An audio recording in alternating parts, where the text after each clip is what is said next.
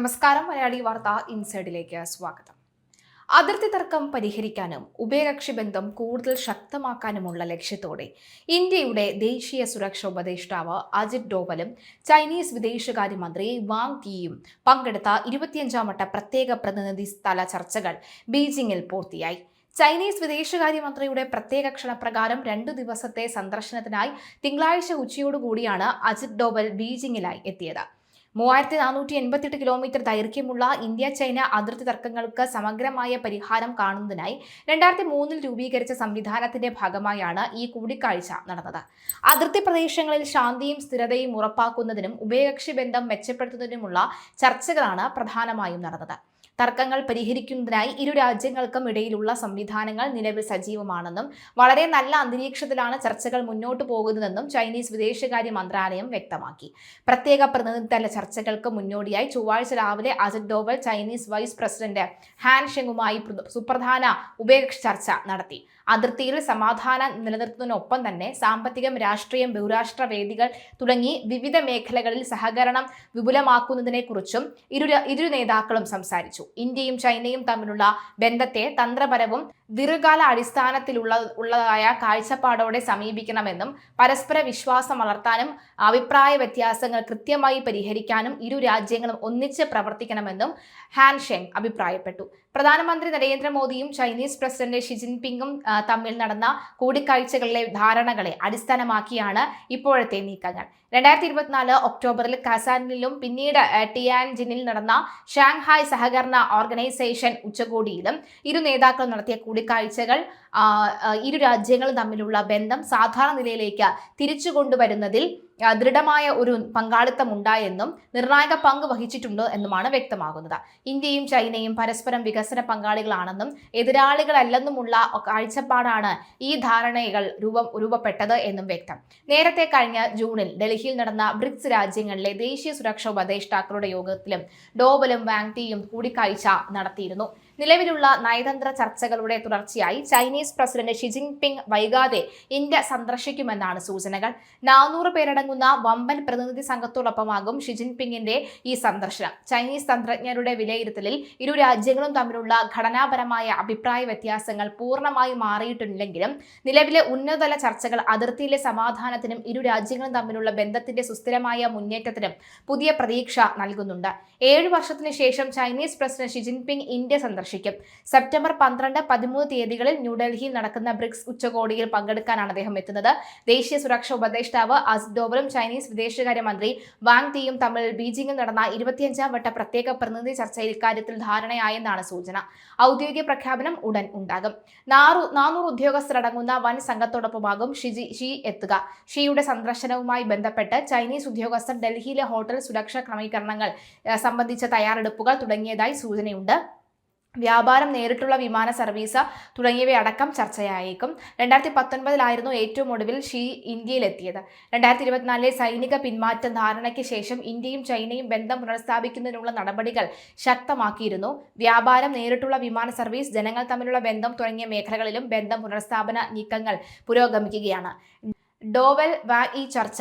ദേശീയ സുരക്ഷാ ഉപദേഷ്ടാവ് അജിത് ഡോവലും ചൈനീസ് വിദേശകാര്യമന്ത്രി വാങ് യിയും തമ്മിൽ ബീജിംഗിൽ നടത്തിയ കൂടിക്കാഴ്ചയിൽ അതിർത്തിയിലെ സമാധാനം, സ്ഥിരത, ഉഭയകക്ഷി ബന്ധം മെച്ചപ്പെടുത്തൽ എന്നിവ ചർച്ചയായി. വാങ് യിയുമായുള്ള ചർച്ചയ്ക്ക് മുന്നോടിയായി ചൈനീസ് വൈസ് പ്രസിഡന്റ് ഹാങ് ഷെങ്ങുമായും ഡോവൽ കൂടിക്കാഴ്ച നടത്തി. ഇറാനെ ആഗോള സാമ്പത്തിക വ്യവസ്ഥയിൽ നിന്ന് പൂർണ്ണമായും ഒറ്റപ്പെടുത്തുക എന്ന ലക്ഷ്യത്തോടെ കടുത്ത സാമ്പത്തിക ആക്രമണത്തിന് US ട്രഷറി സെക്രട്ടറി സ്കോട്ട് ബെൻസിന്റെ ആഹ്വാനം ചെയ്തു. എന്നാൽ ട്രംപ് ഭരണകൂടത്തിന്റെ ഈ നീക്കങ്ങൾക്ക് മുന്നിൽ വലിയൊരു ചോദ്യചിഹ്നമായി ചൈന നിലകൊള്ളുന്നുവെന്നാണ് പുറത്തുവരുന്ന റിപ്പോർട്ടുകൾ.